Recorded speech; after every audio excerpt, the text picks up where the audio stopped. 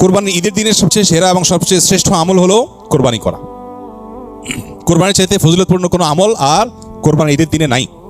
তবে কোরবানি ঈদের দিনকে ঘিরে আরো অনেক আমল আছে, যেমন ঈদের নামাজ বা ঈদকে কেন্দ্র করে অনেকগুলো আমল আছে। ঈদগাহে কোনো কিছু না খেয়ে আসা ঈদুল আজহার সুন্নাহ। দিনের প্রথম খাবার কোরবানির পশুর গোশত থেকে খাওয়া, এটা আরেকটা সুন্নাহ। অন্য যে কোনো সাধারণ উৎসব ঈদুল ফিতরের মতো এই ঈদেও উত্তম পোশাক পরা, এটা মুস্তাহাব, ভালো। গোসল করা, সুগন্ধি ব্যবহার করা, এগুলো সব ঈদুল ফিতরের মতো এখানেও সুন্নাহ বা মুস্তাহাব। আর স্পেশাল আমল যদি বলেন তাহলে কোরবানির ঈদের গোশত দিয়ে দিনের প্রথম খাবার খাওয়া, এটা হলো কোরবানির পরে আরেকটা স্পেশাল আমল, যেটা ঈদুল আজহার জন্য বিশেষভাবে খাস। এছাড়া কোরবানির গোশত মানুষকে দান করা, গরিব দুঃখীকে দেওয়া, ফাকুলু মিনহা ওয়া আত'ইমুল কানিআ ওয়াল মু'তাররা, অভাবী মানুষকে দেওয়া, যারা চায় না মানুষের কাছে তাদেরকেও দেওয়া, এটা আরেকটা আমল বলতে পারেন কোরবানির ঈদকে ঘিরে।